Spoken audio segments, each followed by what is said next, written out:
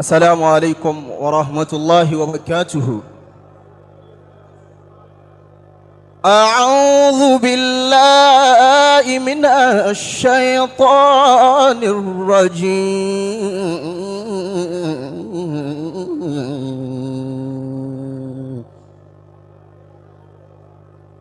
بسم الله الرحمن الرحيم.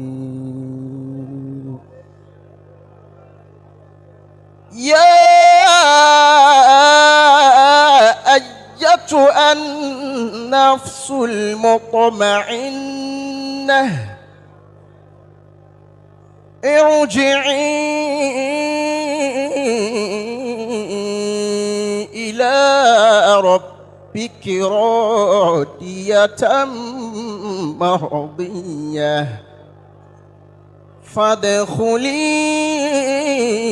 في عبادي وادخلي جنتي. صدق الله العظيم.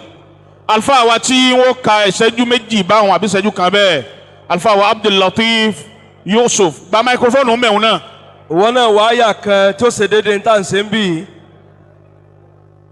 أعوذ بالله من الشيطان الرجيم بسم الله الرحمن الرحيم كل نفس ذائقة الموت كل نفس ذائقة الموت ونبلوكم بالشر والخير فتنة وإلينا ترجعون. صدق الله مولانا العظيم. jazallahu al-qari'a. ó yà wá lẹ́nu páàrẹ̀ yẹn sọ pé Allahu akbar. أعوذ بالله من الشيطان الرجيم. بسم الله الرحمن الرحيم وبه نستعين. اللهم افتح لنا كتابك وسنة نبيك ظاهرا وباطنا وارزقنا العمل بهما بجاه المقام. اللهم آمين.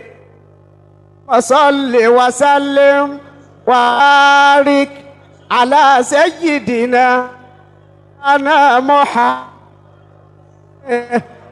آدم ونوح وإبراهيم وموسى وعيسى وما بينهم من النبيين والمرسلين صلوات الله وسلامه عليه أجمعين.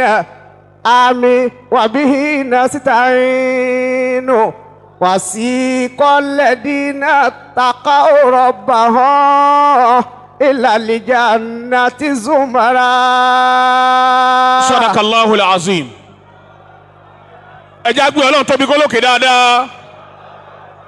ohun bàbá la gbọ́ ohun bá a sì ti máa gbọ́ lọ táyé ó fi parẹ́ nu bí isnillah. wasiqa alladhina ttaqaw rabbahum ila al-jannati zumara. eléyìí tí yóò parí kíkí alukuraanu láàárọ̀ yìí òun náà ní látọ̀dọ̀ alfa wa Muhammad Qasim Tamim. أعوذ بالله من الشيطان الرجيم بسم الله الرحمن الرحيم وقالوا الحمد لله الذي صدقنا وعده وأورثنا الأرض نتبوأ من الجنة حيث نشاء فنعم أجر العاملين وترى الملائكة الملائكة حافين من حول العرش يسبحون بحمد ربهم وقضي بينهم بالحق وقيل الحمد لله رب العالمين. àwọn ẹni rere tí wọ́n bá jáde láyé kò sí tí máa bẹ lẹ́nu wọn tó jí pé Ọlọ́run ó ṣeun. nínú àwọn àṣà tí bàbá wa ìmáàmù àgbà tàná tí wọ́n máa ń ṣe náà ni kí wọ́n bá ké Kùránì tán tó dáa báyìí wọ́n á wá ṣàdúrà fáwọn tí wọ́n ké nínú àṣà tá a máa adopt lọ láíláí ni kọ́lọ́n dákun bá wa ṣàlékún kẹ́ fún wọn. bẹ́ẹ̀ni bàbá wa mọ̀mọ́lé bó tilẹ̀ wù kó wọ́n ní ẹ̀yin mẹ́rẹ̀ẹ̀rin tẹ́ kí Al-Qur'anu náà. tán bá ní ake. àwọn àyátù Qur'aniyya tá a gbọ́ lẹ́nu àwọn ọmọ àlùbáríkà mẹ́rẹ̀ẹ̀rin yìí ìtanijí ló jẹ́ fáwa náà ká múra iṣẹ́ rẹ̀ kún ìta àti ń ṣe tẹ́lẹ̀. fa'budi rabbaka ká sìn ká máa sìn ká máa sìn ó lè má fi hàn lójú ayé rẹ̀ lẹ́yìn tó bá pẹ́ tó bá lọ hatta ya'tiyaka al-yaqin yóò padà fi hàn gbogbo ayé nírú ẹni péjọ wà yìí náà gbogbo àbá ìmáàmù àgbà tí wọ́n wà ní Al-Fulani Ọlọ́run bá wa yọ́nú sí wọn sí i ní gbogbo ìyọ́nú Ọlọ́run ẹ bá wa ṣe àmín mẹ́ta mẹ́ta àmín àmín àmín ya Allah.